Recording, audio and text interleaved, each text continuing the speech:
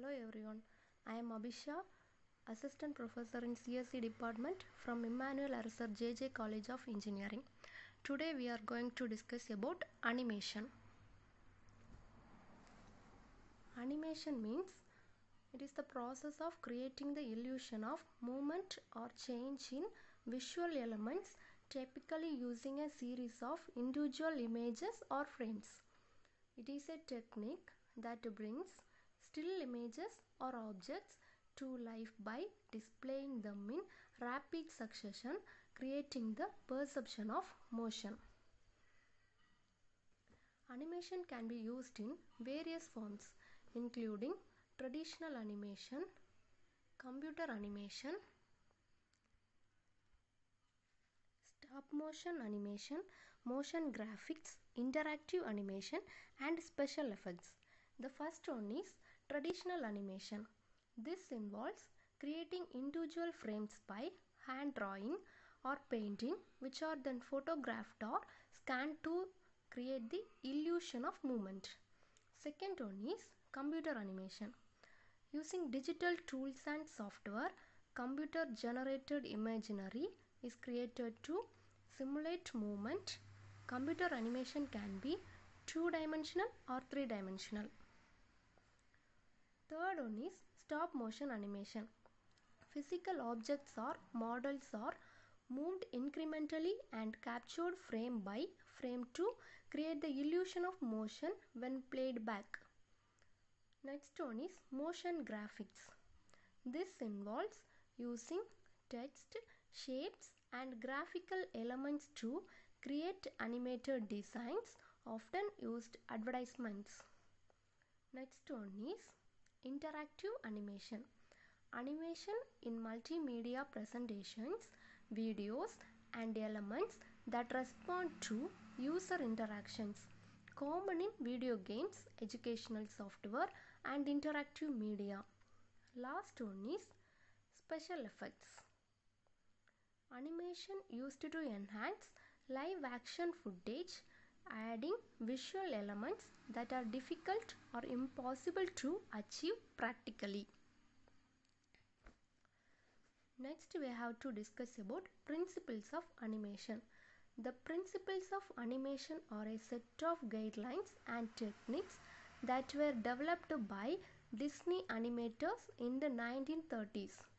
These principles are used to create the illusion of lifelike and appealing motion in animated characters and objects.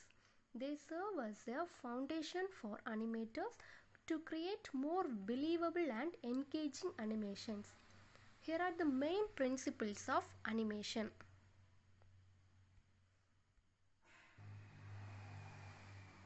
The principles are squash and stretch, anticipation, staging, straight ahead action and pose to pose, follow through and overlapping action, slow in and slow out, arcs, secondary action, timing, exaggeration, solid drawing, and appeal. The first one is squash and stretch. Squash and stretch is a technique that prevents your animation from feeling rigid and stiff. This principle adds a sense of weight and flexibility to animated objects. It involves distorting the shape of an object as it moves, creating the illusion of compression and expansion. For example, when a ball bounces, it will squash as it hits the ground and stretch as it rebounds. Anticipation. Second principle is anticipation. Anticipation helps to prepare the viewer for what's going to happen next. It involves showing a preparation pose before the main action, making the movement more believable and natural. For example, before a character jumps, they may crouch down first to gather momentum. Third principle is staging. Staging is about presenting the animated scene or action clearly and ensuring that the audience's attention is focused on the most important elements. This principle helps avoid confusion and enhances the storytelling aspect of the animation. Fourth one is straight ahead action and pose to pose. There are two ways to handle drawing animation. First one is straight ahead action.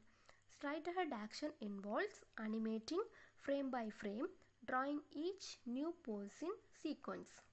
This creates a more spontaneous and fluid animation but can be challenging to control. Second one is pose to pose. Pose to pose technique involves drawing the beginning frame and end frame first, with a few key frames in between, then go back and complete the rest. Pose to pose involves planning key poses at specific frames and then filling in the in-between frames. This technique gives you a bit more control within the scene and allows you to increase the dramatic effect of the motion. This approach provides more control over the animation's timing and movement. Fifth one is follow through and overlapping action. These principles deal with the continuation of motion after the main action has finished. This technique is used to illustrate how different objects and body parts move. For example, when objects come to a standstill after being in motion, different parts of the object will stop at different rates. For example, if a superhero jumps, their cap will continue to catch up after their body is no longer in motion. Follow through refers to the secondary movement that occurs after the primary motion, like the hair trailing behind a moving character. Overlapping action refers to the independent movement of different parts of a character or object, making the animation feel more natural and less rigid. Sixth principle is slow in and slow out. Objects in real life rarely start or stop moving abruptly. This principle adds more frames at the beginning and end of an action to create a gradual acceleration and deceleration, making the animation feel more organic and less mechanical. Seventh one is arcs. Arcs allow animators to create the appearance of action and fluid movement quickly and easily. When working in animation, it is best to stick to the laws of physics, as most objects follow an arc or path when moving. Most natural movements follow curved paths rather than straight lines. The principle of arcs involves animating characters and objects along smooth and curved trajectories, which contributes to a more natural and aesthetically pleasing animation. Eighth one is secondary action. It complements the main action and helps to enhance the overall performance. These additional movements add depth to the animation and can contribute to the character's personality or the scene's mood. For example, if a character shakes their head, this would be the primary action. The secondary action would be the movement of the hair or hat. They are used to support or emphasize the main action going on within a scene. Adding secondary actions help add more dimensions to your characters and objects. Ninth one is timing. Timing is crucial in animation and involves determining the appropriate number of frames for each action to create the desired effect. It can influence the speed and weight of movements and greatly affect the overall feel of the animation. Moving an object more quickly or slowly than it would in the natural world gives an unrealistic effect. Using correct timing allows you to control the mood and action of your characters or objects. 10 one is exaggeration. This technique is used to make your animation much more interesting to look. Using a highly realistic approach can make things appear static and boring.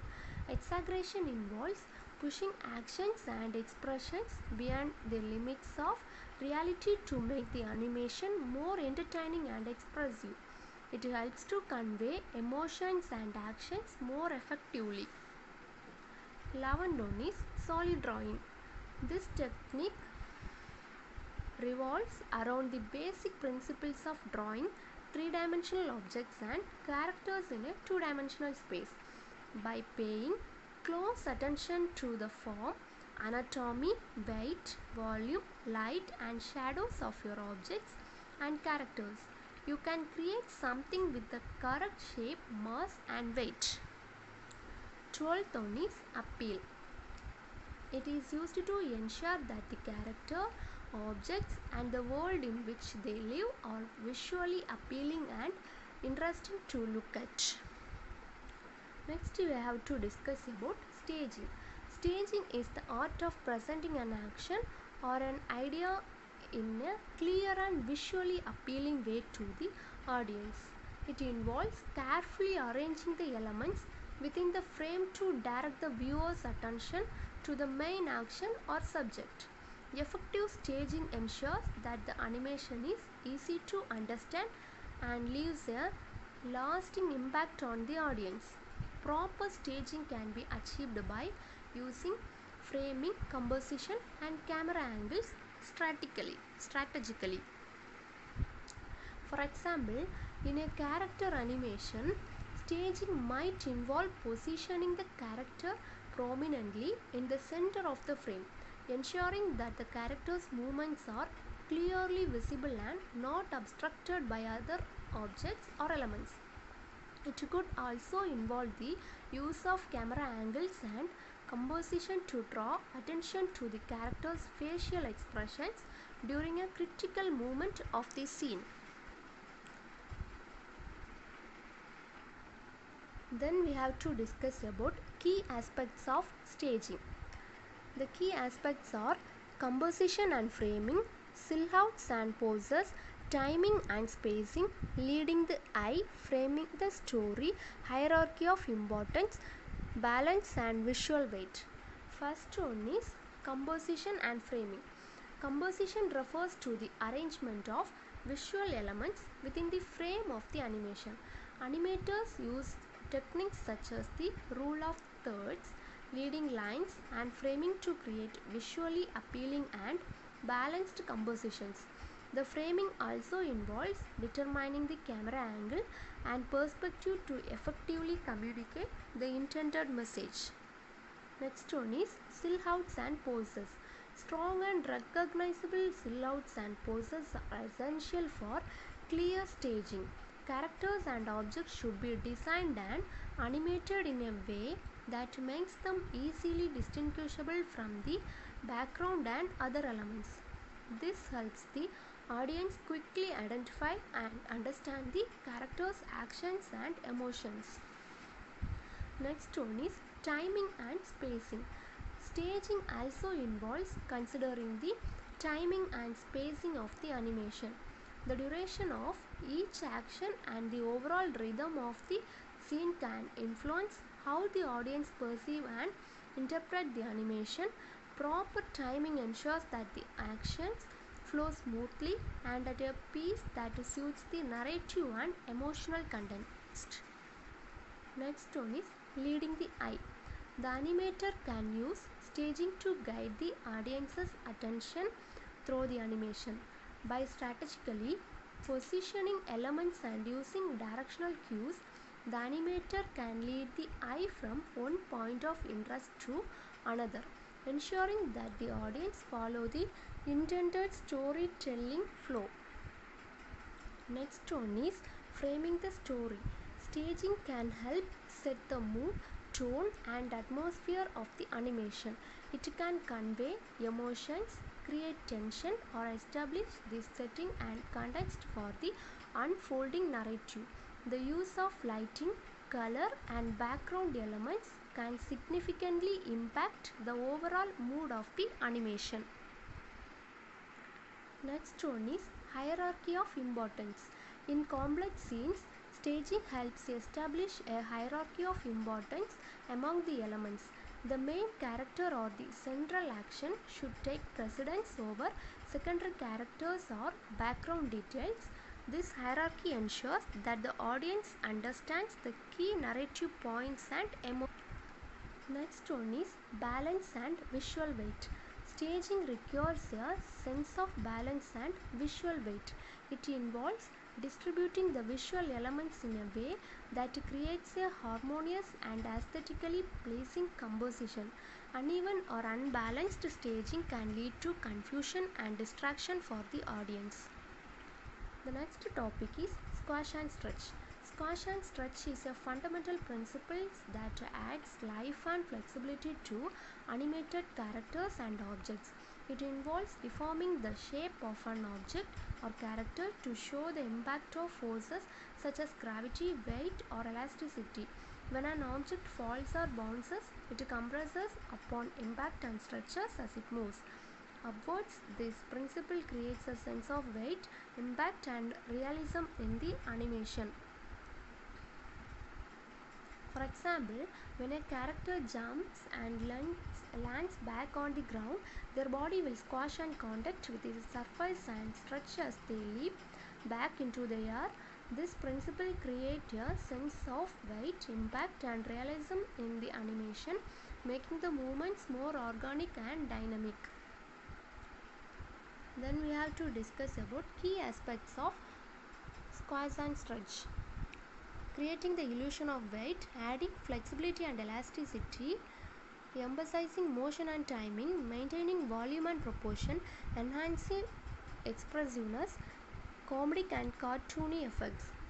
First one is creating the illusion of weight. When an object moves, especially in dynamic actions like jumping or bouncing, it experiences forces like gravity, squash, and stretch help to convey the sense of weight and impact during such actions. As an object moves downward or collides with another surface, it gets squashed or compressed to show the force of the impact.